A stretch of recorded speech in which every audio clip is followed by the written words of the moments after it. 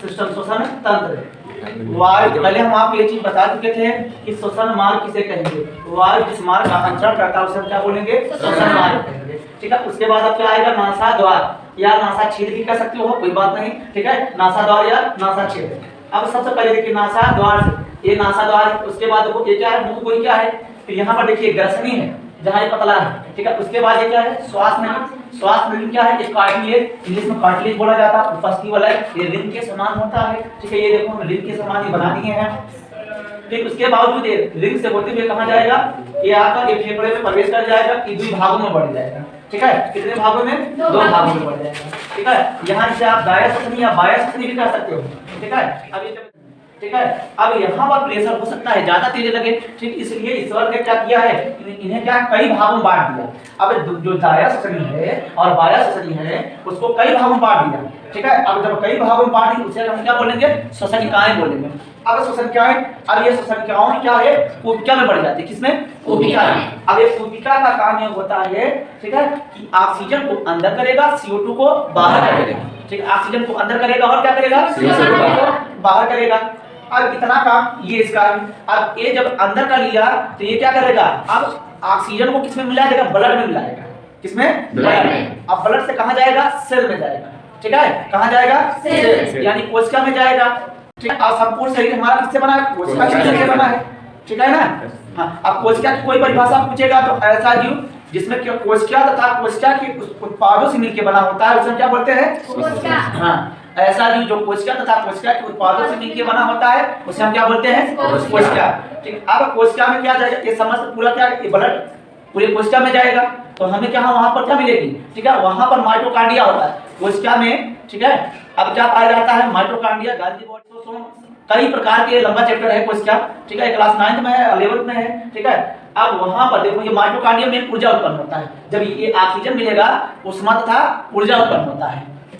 तो आइए थोड़ा सा देखते हैं। ठीक है, ये तो पहली बार देखिए नासा छेद, अब थोड़ा आराम से थोड़ा आप पूरा समझाते हुए चलते हैं। ठीक है, यानी किस प्रकार का स्ट्रक्चर है पूरे मानव श्वसन तंत्र का। ठीक है, तो सबसे पहले क्या आएगा, नासा छेद। देखिए क्या आएगा, नासा छेद। क्या आएगा जी, नासा छेद। अब इसमें क्या होगा, सबसे पहले आप ये सोचिए, ये नासा छेद यानी नाक में क्या है, छेद। क्या है जी, नाक में छेद है। ठीक है, अब भैया ये क्या करेगा, बड़े बड़े कणों को जाने से रोकेगा। क्या करेगा कार्य, बड़े बड़े कणों को जाने से रोकेगा। ठीक है, अब सोचिए कभी। ठीक है, अब क्या बड़े कणों को जाने से रोके, क्योंकि इनमें बाल के कण बाल पाए जाते हैं, तो बड़े कणों को जाने से। लेकिन क्या होते हैं, कुछ छोटे कण होते हैं जो अंदर प्रवेश कर जाते हैं। इसलिए हम लोग भैया भगवान ने क्या किया, यहाँ पर म्यूकस ग्लैंड, यहाँ पर देखो दूसरे नंबर क्या आएगा, नासा कपाट। तो पहला क्या है, नासा छेद। अब यहाँ पर नासा कपाट, ठीक है, कहते हैं बासा, हमारा काम पूरा बासा फाड़ गया। ठीक है, उसी को कहते हैं ना। तो ये क्या है, नासा कपाट। यहाँ पर म्यूकस ग्लैंड होता है जो चिपचिपा पदार्थ बनाएगा। कैसा पदार्थ बनाएगा, चिपचिपा बनाएगा। जब चिपचिपा अगर बनाएगा तो क्या करेगा, सूक्ष्म जो छोटे छोटे धूल मिट्टी के कण, जिससे भैया क्या है, अंदर शरीर में अपशिष्ट पदार्थ गंदगी ना फैले। ठीक है, इसीलिए देखो जब आप खा के दो बार करके थूक दे तो बाहर निकल जाता है अपशिष्ट पदार्थ। ठीक है, अब यहाँ तक देखो नासा कपाट तक हो गया। अब तीसरी बात क्या आएगी, ग्रसनी आएगी। कौन सा आएगा, ग्रसनी। ठीक है, नासा छेद, नासा कपाट, अब बाहर गया ग्रसनी। अब यहाँ पर देखिए ये तो आगे मुख कोशिका हो गया। ठीक है, अब यानी यहाँ पर क्या आएगा, ग्रसनी। अब यहाँ देखो ग्रसनी में हम क्या लिखे, नासा मार्ग ग्रसनी में खुलता है। नासा मार्ग कौन सा भैया, कहाँ खुलेगा, ग्रसनी में खुलेगा।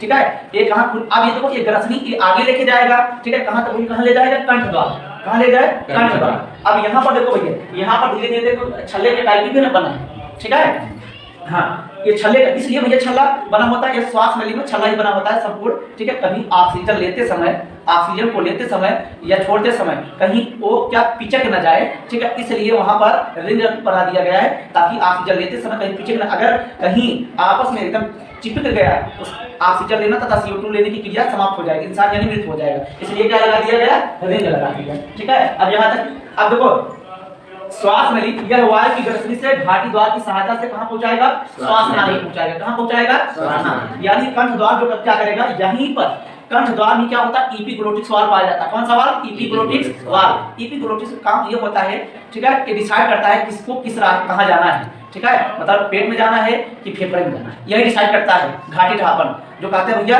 हाँ पर किसी याद आ रही है। ठीक है, किसी को याद आ रही है। आप कभी कभी देखो पानी पीते समय, ठीक है, आप हंस दीजिए, देखा पूरा भैया कहाँ निकलेगा, आपका जो आप पानी पी रहे हो पूरा नाश निकलेगा। ठीक है, कहाँ निकलेगा, नाश, क्योंकि भैया उस समय आप ऑक्सीजन ले लीजिए। ठीक है, आप अभी देखो भोजन करते समय, ठीक है, आपका दिमाग कहीं और है। ठीक है, आप भोजन कर रहे हो, अचानक भैया क्या हिचकी आती है, इसी की वजह से आती है हिचकी। ठीक है, अब भैया आप किसी की यादों में खोए हुए, माइंड है, मस्तिष्क है आपका कहीं और है, आप भोजन कर रहे हो, अभी बेचारा घाटी ढापन समझ नहीं पा रहा है कि किसमें ग्रास मिल जाना है कि ग्रास मिल जाना है। अचानक भैया ये फेफड़े वाले पहुंचा देता, तभी देखो हिचकी आने लगती है कि नहीं। दिन भर आते कभी पानी ला, कुछ ना ठोके ए बाबू शांत रहे, आप दिमाग कहीं और लगाए हो। ठीक है, आपका दिमाग कहीं और है, तो क्या होगा, इसी कंडीशन में गड़बड़ हो जाता है ना। कभी कभी देखो आप गाड़ी चला रहे हैं, गाड़ी चलाते रहिए, आप किसी को कहीं कोई देखा इधर उधर, दिमाग वहाँ चला गया, देखा ही मत क्योंकि। ठीक है, यहाँ का भी क्या भैया एक्सीडेंट भी करते हैं, बहुत से ज्यादा एक्सीडेंट ऐसे होता है सौंदर्य दर्शन के चक्कर में पाई जाती है।